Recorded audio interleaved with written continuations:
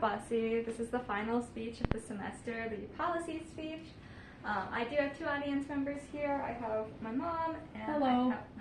I have my dad. Hello. They're very used to this introduction by now, so let's go ahead and get started. Mr. Secretary, members of the House, my name is Sarah Bussy, and I come to you today advocating for the health of nearly 58 million older Americans that you represent, whose median income is around $30,000 a year, but whose out-of-pocket medical expenditures can be over $7,500 per year. While you might go through life not worrying if your high blood sugar is going to land you in the hospital, this is not a luxury that most Americans can afford. As a pharmacy technician with over 1,500 hours of experience, I have seen countless patients 65 years of age and older come into our pharmacy and leave on the verge of tears, because this month they had to decide between eating and picking up their life-saving medication. I'm here today to advocate for this part of our community and to persuade you to advocate for and pass legislation implementing price caps on retail prescriptions for which there are no generic alternatives. Because large pharmaceutical companies can dominate the market and set exorbitant prices on these life-saving medications, passing national price capping legislation is key for ensuring accessibility for the majority of Americans. Today, we'll start by discussing the issue of unchecked medication pricing and move on to what you can do as part of the legislature. Hopefully, by the end of this speech, I will have allayed any concerns that you have about these policies as well. First and foremost, large pharmaceutical companies control drug pricing by controlling drug pricing policymaking. This chart here by Oliver Wouters, who is associated with the London School for Economics and Political Science, shows the annual spending each year between 1999 and 2019 by Big Pharma, or the pharmaceutical industry, on lobbying alone. On average, this industry spends $233 million every year directing funds towards senior Congress members and their committees that support their interests and often profits of large pharmaceutical companies. OpenSecret.org, which is a website run by a nonpartisan research group, also states that during the first quarter of 2025, Big Pharma has already spent $120 million on lobbying, which is more than most Americans will ever see in their lifetime. For people living at the national poverty line, which here in the United States is $15,650 per person per year in income, paying these prices set by the pharmaceutical companies is ridiculous. For example, according to the Center for Medicaid and Medicare Services, there are 3.9 million older Americans on Eliquis, a life-saving anticoagulant medication. These people have insurance, but for the older people who do not have insurance and the younger people on Eliquis that don't qualify for Medicare or private insurance, this medication costs $521 a month to prevent them from landing in the hospital with a blood clot. Having discussed the issue at hand and shown an example, we'll move on to talking about some policy solutions with potentially life-preserving impacts. Policymakers like you are the people who can stop Big Pharma in their tracks and stop them from pricing people out of life.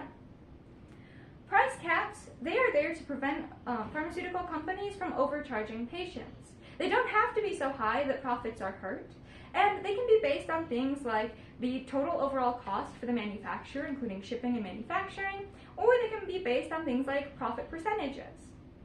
However, their main goal is to prevent large pharmaceutical companies from profiting off of American citizens' pain. The Center for Medicaid and Medicare Services has already negotiated an out-of-pocket maximum of $2,000 per year for Medicare patients. And this shows that large pharmaceutical companies are willing to work with federal legislation when it becomes necessary. Similar price capping policies have also worked in other countries.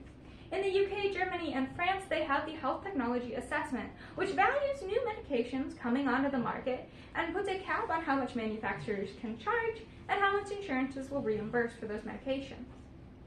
Additionally, this chart by Liu in 2023 shows what happened when China reversed its price capping policies.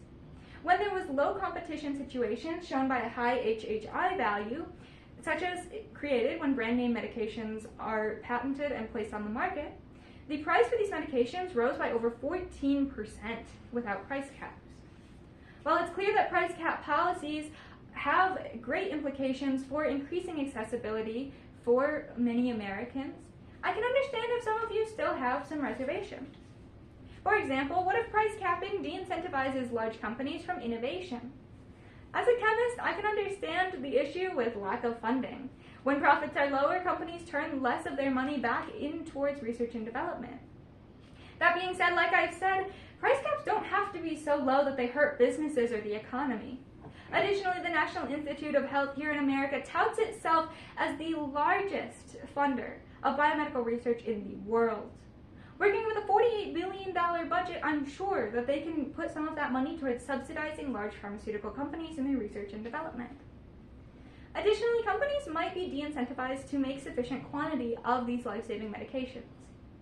However, we have seen that during the COVID-19 pandemic, the government pre-bought some doses of the COVID-19 vaccine, creating a guaranteed market for large pharmaceutical manufacturers. Additionally, with these life-saving medications in a similar program, the government could take these extra doses that it has bought in guaranteeing the market and turn them around and redistribute them for underserved populations.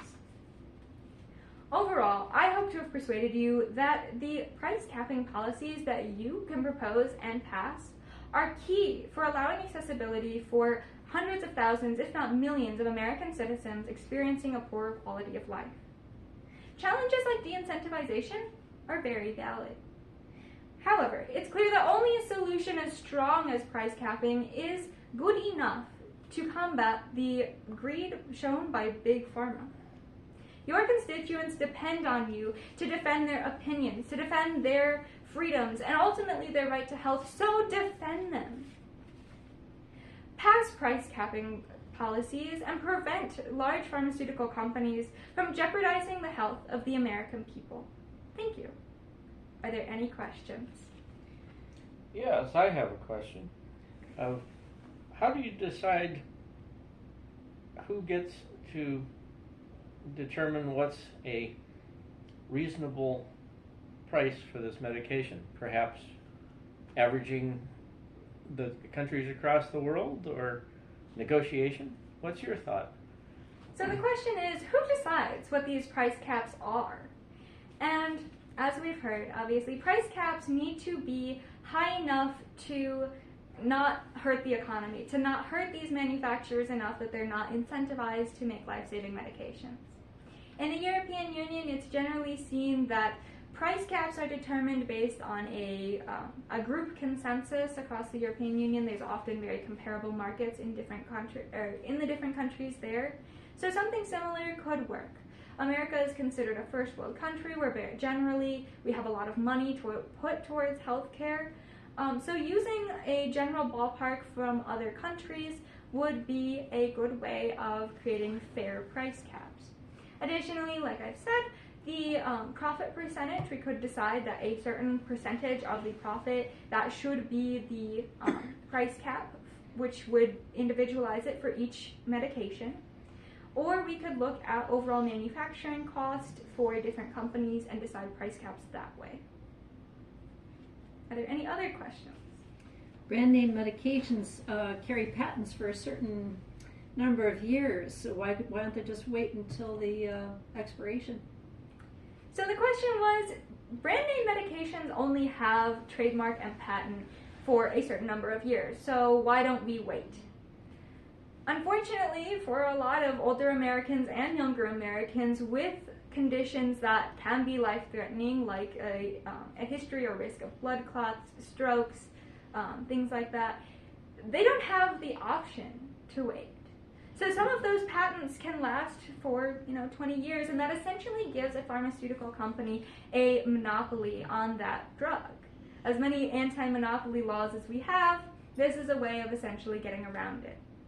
But all Americans should have access to the state-of-the-art healthcare. These new drugs that are only brand name, that are still under patent, are considered the state-of-the-art. They're the best that our research and development has. So for those Americans that have conditions that are treated by these drugs, they should not have to wait when their condition could kill them tomorrow. So this is why it's very important to have price caps, to give more accessibility to all of the people that are in need of these state-of-the-art drugs who might not be able to afford them. Thank you.